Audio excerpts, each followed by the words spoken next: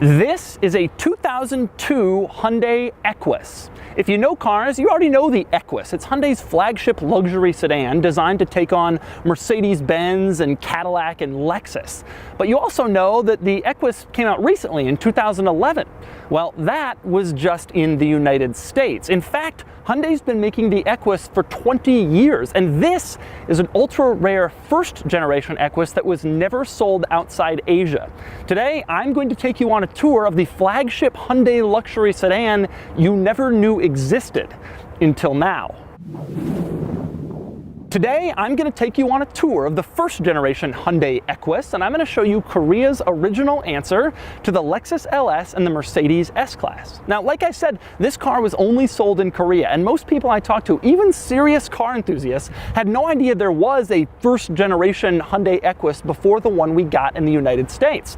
But here it is. In fact, I think this is the only English-speaking video in existence about this car. So how did I find it? I borrowed this car from my friend Miguel, who works at Tomini Classics here in Dubai in the United Arab Emirates.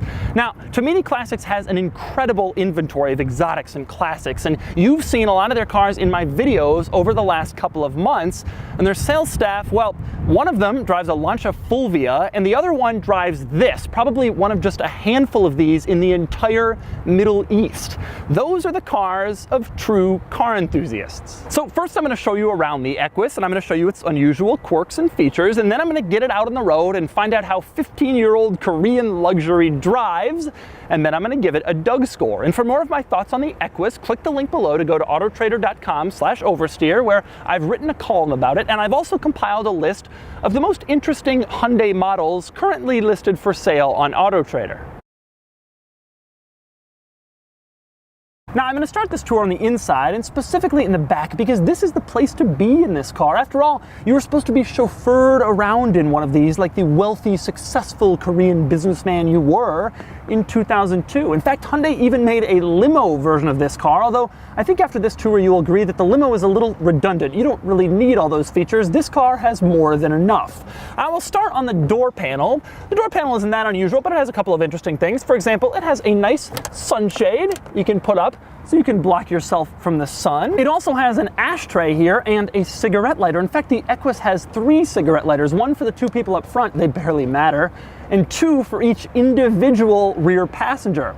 It's also worth noting that the rear door is absolutely gigantic. It's incredibly long because this car has a lot of legroom, and when you open it, there's no question what type of vehicle you're in because Equus is emblazoned on the door sill. Equus is also emblazoned on the floor mat once you get inside and sit down. And when you sit down in the back of the Equus, you will find one of the coolest luxury car features I have ever seen. I'm going to show it to you now. Now, there are a lot of controls back here for all sorts of things. I'll show those to you in a minute, but there's no control to move the front passenger seat forward. Basically, you're sitting back here and you want more legroom. There's no button you press to move it forward to give you more legroom. That's pretty common standard fare in an S-Class, and I was surprised that it wasn't in this car until I discovered this. You can pull the middle out of the front passenger seat, creating sort of an unbroken line of leather, which allows you to do this. That's right, you can lie down in the back of an Equus if you want with your feet on the front seat. That is the intent of this thing. After I discovered this, I realized who needs a Mercedes S-Class where you can move the front passenger seat forward and get 4 extra inches? I can lie down in this thing as I'm being chauffeured on the streets of Korea. I'm not sure if anybody has ever actually used this feature, but I got to admit, it is pretty comfortable. This is kind of a nice feeling. Now, this feature is very famous on the Toyota Century, Toyota's Japan-only flagship car, but the Equus has it too. Now, in some of those shots, you probably saw the rear TV back here, so I guess I'll show it to you now. Yes, there is a rear TV in this car, and yes, it is a TV. Really, it's sort of an infotainment screen. You can see various functions like what's playing on the radio, what CD you're listening to, but you can also tune it to the TV. Now, the owner of this car, Miguel, he told me that the TV doesn't work outside Korea, which is a real shame because I'm very comfortable right now, and I could really go for some Gilmore Girls on the rear TV in the Hyundai Equus Equus. Anyway, to control the rear TV, you flip up this little lid in the center console, and you have all the controls. You get mute, mode, seek, power, volume, and you'll notice that on the control pad for the TV, you'll see another Equus logo. And speaking of what's underneath this rear lid, that brings us to yet another Equus rear seat benefit. These seats are power operated. Even though this is a rear bench, if I push the button, oh yeah, oh, that's even nicer. Or I can move it back, forward. Both sides move. This side moves with the entire center, so the center console always stays within reach. That side moves by itself, but either way, you can move both seats for the ultimate luxury seating position when you're sitting back here with your feet on the front passenger seat watching the television. Anyway, on to some more rear seat stuff. Like in most luxury cars with big back seats, this car has little fold-down mirrors that come from the ceiling. They're lighted so that you can look at yourself. Additionally, beyond those mirrors, this car also has map lights. Press a little button, the light turns on. That's pretty standard. What isn't standard, and what might just be my favorite Equus feature, even more than this front seat thing, is the mood button. There is a button in the dome light cluster that says mood. Push it, and the lights turn green. You push it and 3 green lights turn on, sort of dim to create a green mood. You can't change the color of those lights, so I hope that your mood is green. So basically, you can choose between map lights or green mood lighting if you're in the back of an Equus. I think that is hilarious. Now, closing up this little part of the center console and opening this one, you'll find a couple things. There are 2 little storage compartments, and also you will find the rear heated seat dials. You can dial them from 1 all the way to 5 to find your optimal heated seat setting. There's also a little red, yellow, white jack back here so you can hook up your video game console or your VCR and you can watch on the TV or play games while you're driven. This would have been the most wonderful experience in Korea back in 2002. So that's a tour of the rear. Now it's time to move on to the front, and maybe my favorite thing about the entire front of this car, that would be the ridiculously outdated center screen. This screen is about the same size as the TV screen in back, and yes, it can also be operated as a TV. So you could have been watching TV as you were driving down the road in this car, and the person in back could have also been watching TV, but it's much more useful in various other functions. My personal favorite is when you press trip, you see these various little trip displays, like for example, your average speed or the time you've been driving, the distance you've been traveling, except most of it is in Korean. Still, you get a pretty good idea of what's going on. It just looks really, really old. Now, neither of those things are my favorite thing about the center screen. My favorite thing about the center screen would have to be the stereo positioning. There are 2 buttons on the stereo with which you can control the stereo positioning. One says pause, POS for position, the other says SFLD. I have no idea what that means. Now, the pause button is especially interesting because when you push it, you move the positioning of the sound around the interior. And as you push it, you can see it go from speaker to speaker. There's a zone on the driver's side, a zone on the passenger side, and a zone for the entire rear. So the CEO or the politician you're driving around can have the sound back there at its perfectly desired level. You can see the graphical representation of that in 2 places. One is on the radio screen itself, which is kind of cool because the radio screen is really small, and yet as you push it, there it goes moving around the car. Obviously, you can also see it on the center screen moving from place to place in the car exactly where you want the radio. Interestingly, when you have it in the setting for all speakers, it kind of looks like someone drew a little smiley face on the top of a car. But folks, pause has nothing on SFLD. Again, I have no idea what it means, but when you push it, it gives you 4 different options for how you want the car to sound: hall, church, stadium, or club. You can choose between those 4 options, and again, it shows on the screen, and it also shows on the radio. Now, the radio itself has a very tiny screen, and yet they've devoted significant real estate on that screen to hall, church, stadium, and club. This is one of the most bizarre descriptions of sound I've ever heard. Who gets in their car and says, boy, I really want it to sound like a church today? Also, do you really think it changes that much between hall, church, stadium, and club? What's the difference between a hall and a church? And is it possible to have a car stereo sound like a stadium? It's one of the most bizarre things I've ever seen, yet the Hyundai Equus has the option so that the CEO in back can shout to the driver, I want church today. Also worth noting with the center screen, when you change the volume in this car, it doesn't just get louder or softer inside the car. Instead, it shows you this really old school looking volume graph on the screen itself so that you know how loud it is. Now that's all for the weirdness in the center screen, but the weirdness in the front of this car does not end there, not even close. Here's another bizarre feature. This car has tri-zone automatic climate control. So one zone here, and one zone for the rear. And there's a button up front that's labeled triple zone automatic air conditioning. Except that actually isn't a button. I think it's just an advertisement for the fact that it has that feature. You push that and nothing happens. Instead, to turn on the rear air conditioning, there is a separate button up front labeled RR. Press it and the rear air conditioning turns on. Press it again when the executive in back asks you to, and it turns back off. And speaking of buttons that control stuff in the rear, here's a really strange one. On the left of the steering wheel, over by the buttons for the fog light and for the instrument panel light, there is a heated seat button. And what does that heated seat button do? It controls the passenger rear seat only. There's no heated seat button for the driver rear seat, just the passenger one. Now, as you saw before, there were dials back there so the rear passenger could turn on their own heated seat, but of course, if you're being chauffeured around, wouldn't it be easier to just yell to the driver, "Heat my seat"? The driver can do that and continue driving. It's ridiculous. Now, speaking of that area over by the steering wheel, one of the things I really think is cool in this car is the gauge cluster. It may look like a normal 90s, 2000s Japanese, Korean gauge cluster at first glance, but if you look closely, it has depths. The warning labels display on one depth, and then behind it, in basically a separate panel, is the speedometer and the tachometer, and then there are more warning labels back behind that. There's basically 3 different elevations of gauge cluster. It's really cool, especially because when the car is off, or at a quick glance, it only really looks like one, but when you look closer, you can see that it really isn't, and it's actually kind of unusual. But that's not the most interesting quirk about the gauge cluster. That would be the fact that this car displays what gear you're in, even when you're in automatic mode. So you're just driving down the street and it tells you what gear you're in, even though nobody who's ever driven an automatic cares what gear they're in. But those little lights are always changing, first, second, third, fifth, third, fourth, as you're driving along down the street. And moving on from the gauge cluster, another one of the things I like about the front of this car is the ashtray. When you tap the lid to open the ashtray, it doesn't just open. Instead, the lid opens and also the ashtray is sort of presented to you. It's pushed out towards you to make it easier to use. Now, another interesting thing in this interior is the number of things that are in English and the number of things that are in Korean. It's this weird hodgepodge. You can see all of the radio buttons are in English and all of the buttons for the center screen are in English, but if you drop the visor, well, there's some Korean writing.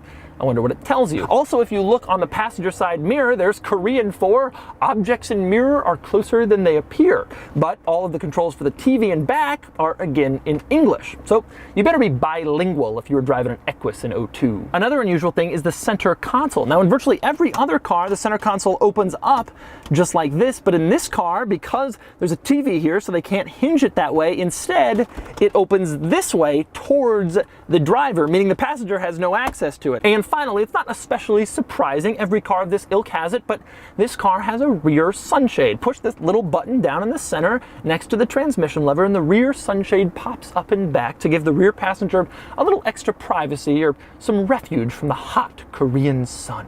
All right, so you've seen the interior. Now it's time to move on to the exterior quirks of the Equus, starting with the styling. Now, folks, I'm gonna be honest here, this is a Korean knockoff of a 1997 Lexus LS400. I'm serious, doesn't it look like it? This car came out only a couple of years after that one, and I don't think I've ever seen a clearer example of an automaker saying, that looks nice. I'm gonna take that, except for those Chinese knockoff cars that look just like cars sold in America and in Europe. Another interesting note about the styling of this car is it's quite conservative. There's no crazy lines or jagged edges. This was a car for business people, and they kept it very subdued, except for the part where they stole the design from the LS, and also except for the hood ornament. Now, cars today don't have hood ornaments, especially cars from the 90s from Korea, but this one did, to remind you that you were driving the ultimate Hyundai. I don't really know what it is. It looks like wings and one single leg, but it's there, always in front of you when you're sitting in the driver's seat. Next up, another thing in the front of this car that I find pretty interesting. Now, this car is the old school approach to luxury. It's not jagged or crazy styling. It's a very plush vehicle, the kind of car you're supposed to be driven around in, and yet, check this out. It has LED turn signals. Now, Korea was and is a major producer for LED technology, so it's not surprising that a car like this would use LED turn signals, but this car must have used it before virtually anything. This thing was in 2002, the design came out in 99. No one was using LED turn signals at that time, but the Equus was. Next up, moving around to the back of the Equus, there are a couple of quirks up here. One of them is the reverse lights. Instead of being in this tail light turn signal cluster, they're sort of in the middle underneath the trunk. Take a look. Also interesting back here is the trunk. Number one, simply getting in the trunk. In order to do that, you move aside this little badge that has the same shape as the hood ornament in front. There are no Hyundai badges on this car, just the hood ornament and this emblem in back that looks like the hood ornament. Anyway, move it aside, and that's where you'll find the little place to put the key in. And you open up the trunk, and you'll discover the trunk in this car is massive, truly huge. One of the largest trunks I've seen in any car I've ever reviewed, maybe the single largest. Now, inside the trunk, the interesting quirks are twofold. Number one is the emergency fuel door release. It is Velcroed to the side of the trunk liner, and if you pull it, it opens up the fuel door just in case the release on the door doesn't work. There is a redundancy for the fuel door release in this vehicle. Another interesting thing is underneath the trunk mat, you'll find a little hook.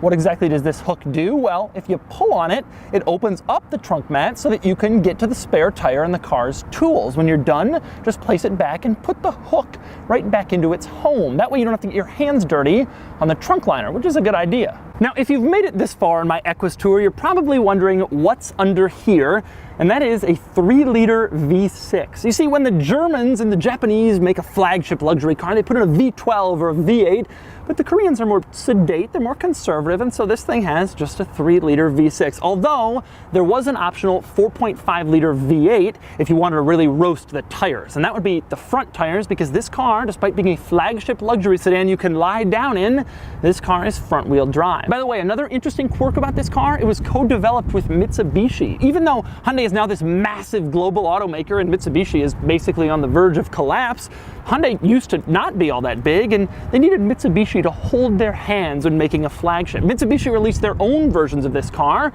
There was the Proudia, that was the regular one, the Equus, and then just like the Equus, there was also a limo version, but instead of just calling it the long wheelbase Proudia, they called it the Dignity, the Mitsubishi Dignity. There's a little trivia for you. With all this said, lest you think the Equus is some excellent premier luxury car, there are some interesting omissions. For example, Hyundai didn't bother to install a third brake light. Also, the car has no sunroof, even though it has 2 TVs and 3 cigarette lighters.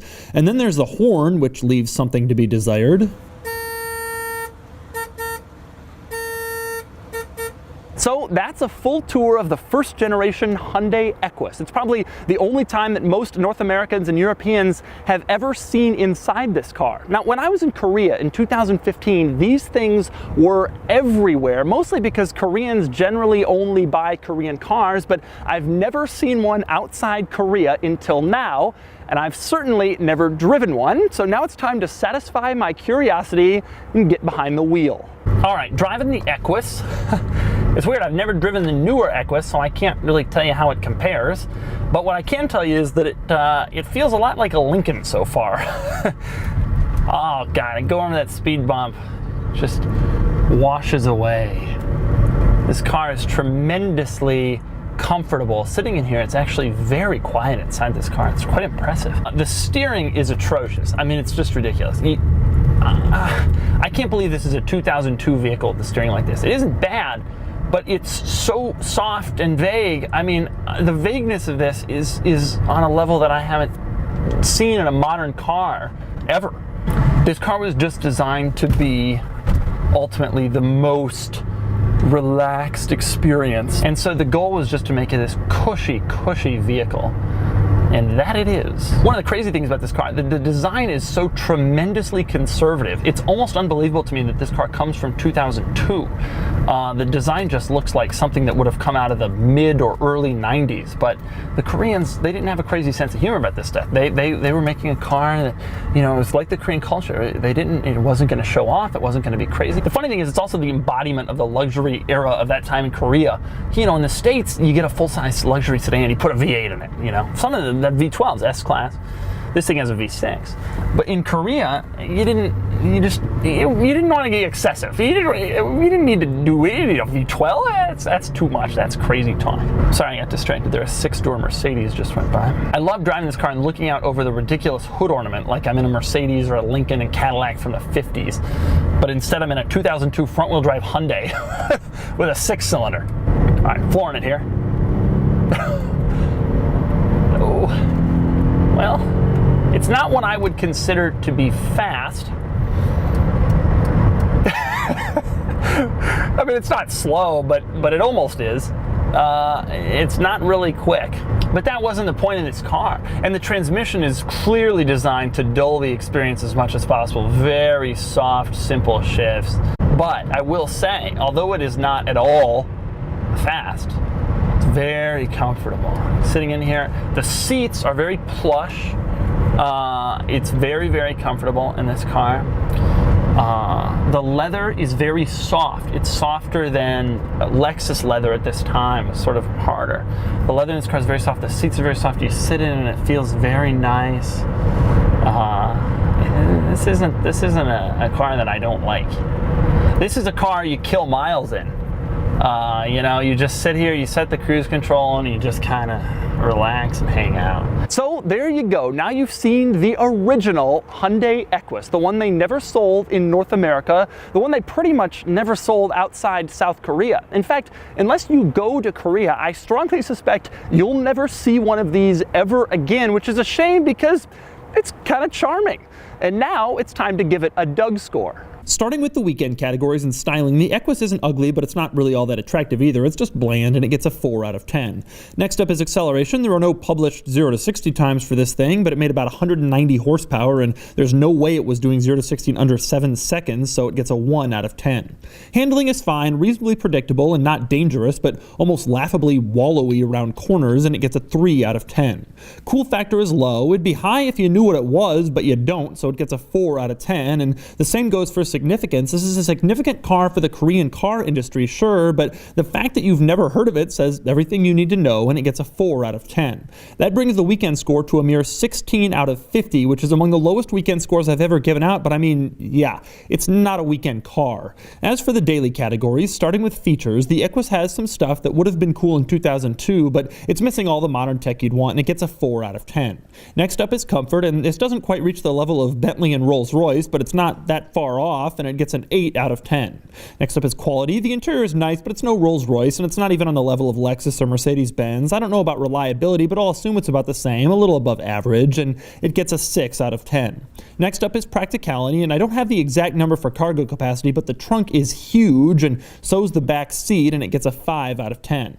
Finally, there's value. You can't get one of these in the United States, but if you could, they'd be selling for around $6,000, and that's a lot of car for the money. It gets an easy 7 out of 10, bringing the total daily score to 30 out of 50, and placing it in some good company near the 1991 Mercedes 560 SEL and other aging luxury cars like the Maybach 57S and the Rolls-Royce Silver Spur. Add it all up, and the total Doug score is 46 out of 100, which is fine, but it's not a standout. But the Equus isn't cool because it's an amazing car. It's cool because it's a car you didn't know existed with a lot of features you've never seen before.